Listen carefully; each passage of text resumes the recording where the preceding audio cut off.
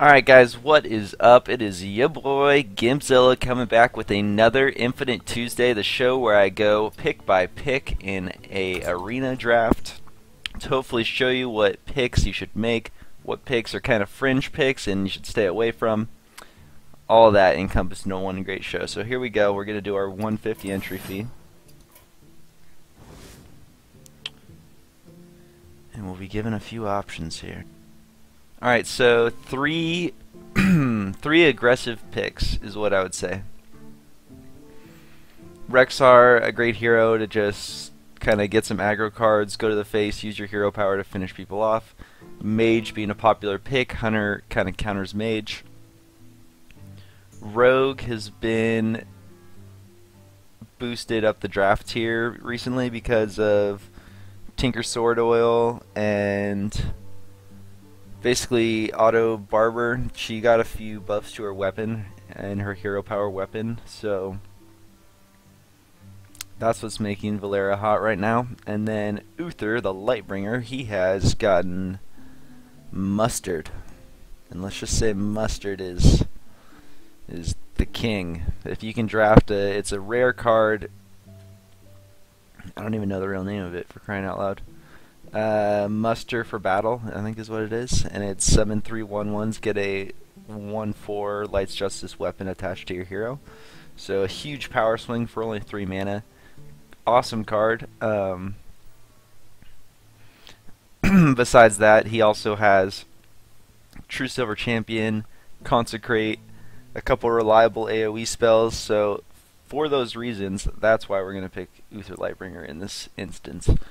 Again, Valera or Rexar, not terrible picks, but if we're talking absolute strongest, then we're going to want to stay with the Paladin. I will serve. He will serve. That's what we ask. Alright, right out the gate, we are offered an extremely powerful rare, Bomb Lobber, one of the best in the game.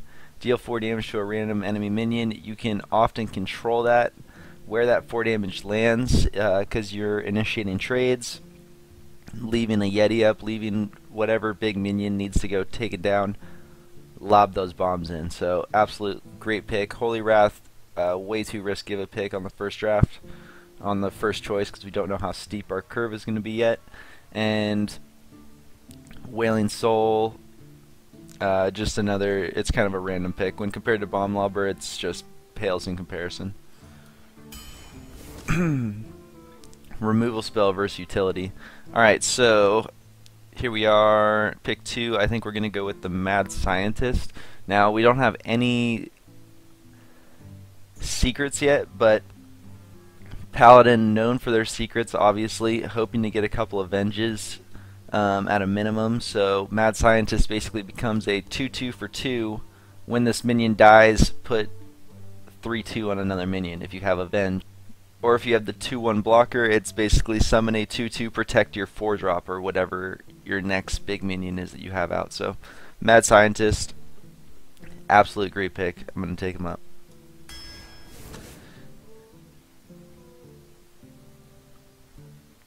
Alright, pick 3, I think we're going to go with the Guardian of Kings. Healing in Arena is just, it's really detrimental sometimes. A lot of people will kind of rush your face and figure that you have no ways of healing. I can kill you in 2 turns. Whatever the excuse is, Guardian of Kings comes down. Decent body at a 5/6. Healing my hero for 6 just puts me in a game state that is much preferred. Say a mage rushes you down to 7 health. You want to get out of that state as soon as possible to be away from fireball range. Guardian of Kings is the answer. Mech Warper, obviously you've heard the stories, could be broken, could be not, who knows how many mechs we're going to get. Youthful Rootmaster, a decent 2-drop, but it's early enough in the draft that I can take some heavy weight, and that is some weight I would like. So here we go, another Mech Warper choice. I'm not going to take it compared to Shieldmaster, and some of you might be thinking that mechs are the flavor, mechs are the thing, you gotta draft mechs, but it's too risky to be drafting around those fringe picks. And even if I got 5 mechs, the odds of drawing those 5 mechs in the the same hand is even lower, so you really can't be drafting around those fantasy polls. You know what I mean? If they happen, they happen, and you can play around them then. And around pick 20, you can maybe be leaning your deck towards more themes and synergies. But early on in the draft, you want to be drafting just raw power, and that's what I'm going to be doing here with the Shield Master. Just a 4 mana, 3/5 taunt, great card, comes down, blocks your early game minions, your 2-drops, your 3-drops, just puts a wall in front of them, eats up your opponent's 2 and 3 drops. Great card.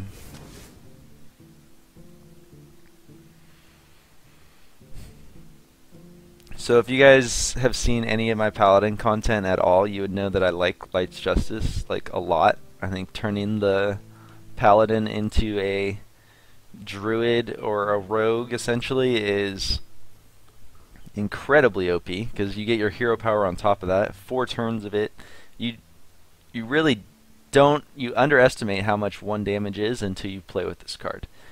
Often, like, you can trade with your Yetis, like in a Paladin versus Paladin matchup, when your Yeti can trade and theirs can't, and your Yeti eats 2 minions essentially. This card is absolutely great. But having said that, I think I'm going to go with the Spellbreaker in this choice, because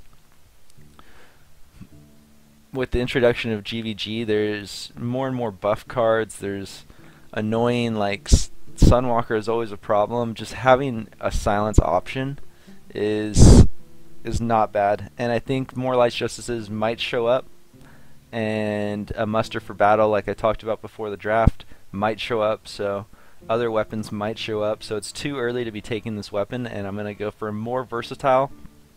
Again, going back to that early theme that I've been talking about, early in the draft you want to be taking the most powerful card, and I think the Spellbreaker here has the most game swinging potential, silencing a gigantic minion or a minion that they don't expect to be silenced versus Priest, or who knows. Spellbreaker is going to be the choice. Alright, this pick, I think I could skip a Frost Elemental, maybe get a Stalker. I like Stalkers because they can trade.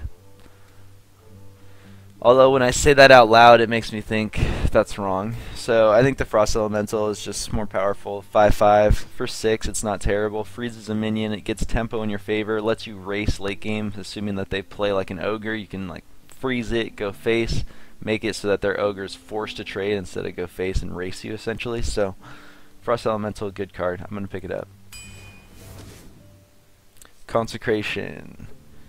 Another card I talked about before the draft. Consecration, reliable AoE. You're bound to see 1, maybe 2 almost every time you play Paladin, so pick them up, draft your AoE, use your AoE when you need it. Hold on to it until the most crucial moments. Alright, so here's like the 2 drops if you're playing Paladin. Both these guys are great.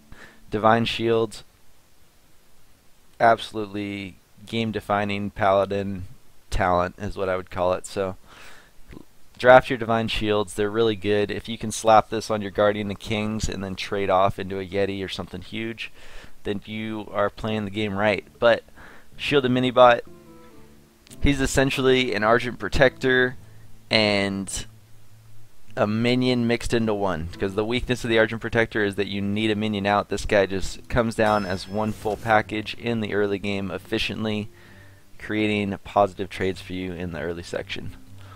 Alright, so this pick, this is a pretty ugly pick. Should we go the Magma Rager for flavor? Just because Blizzard's announced that it's the absolute lowest played card across all of Hearthstone. Magma Rager. I kind of want to do that just because these picks are so terrible, and I think it would be fun to like have the dream of winning with a Magma Rager. But no, I can't. I just can't bring myself to do that, guys. I'm gonna do just a taunt, 2 mana taunt. It's cheap enough that I can play it like with a bigger minion and protect it, and maybe get 2 attacks to the face. And in a race situation, you never know. Taunt is just always useful. Getting some small bodies in the way creates favorable trades for you on the next turn. You never know. So we're gonna take the taunt.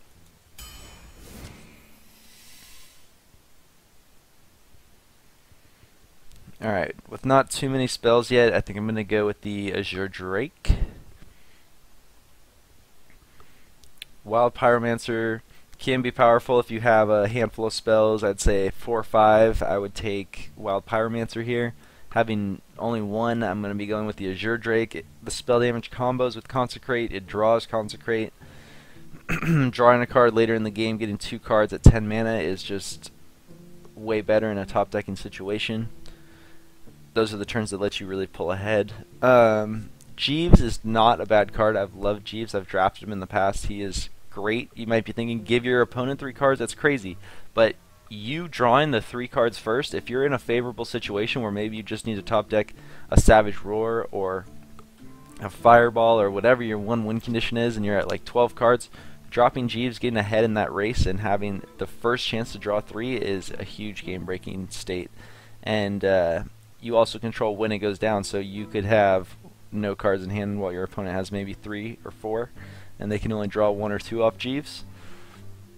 Not a bad card, not a bad card. But the Azure Drake is a body, draws a card, combos with my other AoE spells. It's the dream, it's the full package. Here we go, this is the Avenge I was talking about. It's going to combo with our Mad Scientist. It's just hands down one of the best best Paladin secrets, one of the best cards in the game. It basically gives a 3-2 for 1. I can't even think of that. What's another 3-2 for 1? Like Mana Worm when you combo it with like 3 other spells. So Avenge is very powerful.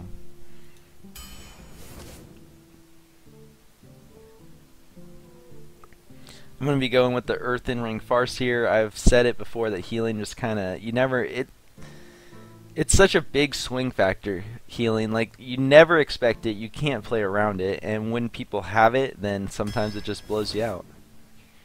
I've played with the Explosive Sheep. I know you guys have seen me pass 2 Explosive Sheeps. It's really weak. I do not advocate the Explosive Sheep.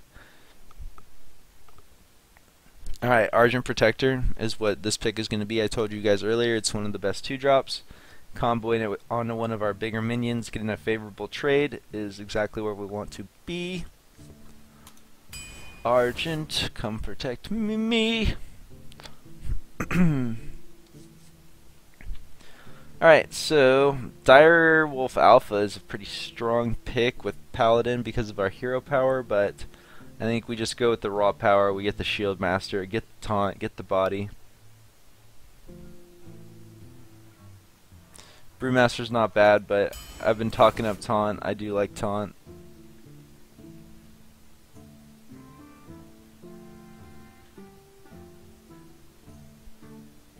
Now I can maybe look at this Mech Warper, the 3rd Mech Warper, so I could have had 3 Mech Warpers. Alright, we'll take 1 Mech Warper here. It's, if nothing else, it's just a good 2-drop. I like the and I can go with a Golem to synergize. I already have a Guardian of Kings. It's kind of a slow, it's not the best 7-drop, and my early game is kind of lacking. On Paladin, you really can't lose board control because you just don't really have that many comeback mechanics. Like, the odds of me pulling Equality and then having Equality Consecrate the times I need it in drafting are slim to none. So I don't want to get behind on board. Harvest Golem is going to be the pick that does that. It's a sticky minion with the Death Rattle, combos with our Mech Warper.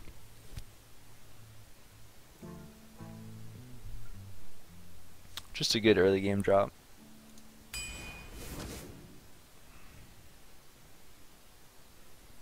going to go with an Argent Squire. I just talked about how Paladin needs to be active on the board, can't lose board control. 1-drops create the best opportunity for that, because if you're playing a drop on 1 and your opponent does not have a drop on 1, you're essentially 1 creature ahead the entire time. You're initiating every trade because you are the first person who gets to attack. Those 2 factors create an insane snowball effect in Hearthstone, because Having the ability to initiate all trades just means your opponent has to go bigger than you, and even when he goes bigger than you, you have the luxury of having trick spells and removal to get that large creature out of the way, so he's forced to just always be trying to get bigger than you and have you trade into him. But you are the one who gets to initiate everything, and so the first initiation is key, and 1-drops will get there. War Golem is just, he's too big, too slow. And we already have a Farseer. I'm going to take Light's Justice here. I talked it up earlier in the draft. It's better than a Leaper Gnome. It is still a 1-drop. It gives me tempo going into the 2, 3, 4 drops later in the game. Light's Justice.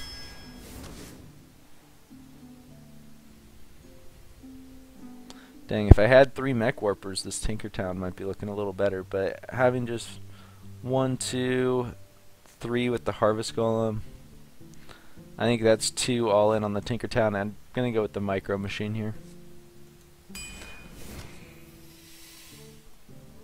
And the game says you were doing it right.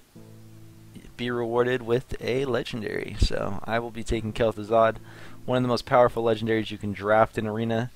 If you can play it out with board control and trade off 2 or 3 of your minions and have them rebirth, then that's game. Your opponent will quickly concede after a play like that. So we're going to go with Kel'Thuzad here. Obviously it's better than a random 7/4, and the 9-mana 8/8 is just, the effect is completely irrelevant compared to Kel'Thuzad. So easy choice on the legendaries. Congrats on drafting a legendary. Here I'm going to be taking a 5-drop Taunt just to kind of block for our early game that we have out. Hopefully we'll have a Squire, we'll have something avenged, and maybe our Micro Machine goes down in the corner, and then the Fen Creeper comes down. And what are they going to do? They're going to try and get around it, and we'll just be too fast. Too fast. So that's a tough choice. Deal 3 damage, draw a card is like one of the most powerful Paladin spells, but Avenge, arguably the most powerful, like, common Paladin spell. So I'm going to be taking Avenge. I think it's too good to pass up. 1, 2 Avenges per game will be great. 3 Avenges will be great. I'm going to be taking a second Argent Protector. So the thing you got to note when you're drafting these Argent Protectors is they're not 2-drops. You can't just put this out on 2. You need to have another 2-drop already out. But I know that. I'm playing around that. I have, I think, enough early game besides these guys so that I don't need the Bloodfen Raptor. I'm going to be taking the Protector. Just better late game synergy. Put one onto our Kel'Thuzad. People will be having a bad day. Alright, I'm going to be doing Shattered Sun Cleric, buffing a minion 1/1 when people are unexpecting it, making favorable trades in the early game, even leaving your minion at just 1 health. Versus most classes, it's fine. Even versus Druid and Rogue, it's fine. Like, the only class you don't want to be leaving minions at 1 health against is Mage, because mages are just the bane of everybody, right? That pesky hero power. Alright, and then I think we got a pretty nice late game minion here. Our late game, I'm not going to say it's lacking, because we obviously have Kel'Thuzad, but we don't really have too many powerful guys. Stranglethorn Tiger, 5/5 for 5. Strong attack, strong body. Stealth guarantees that he gets to get his attack off. He isn't just instantly removed to weaker stuff. Good pick all around. Highly recommend Stranglethorn Tiger to everybody out there.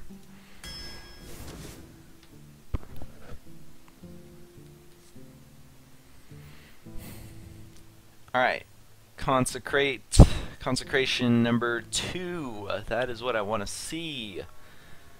So we are missing some draw card. We only have the Azure Drake, but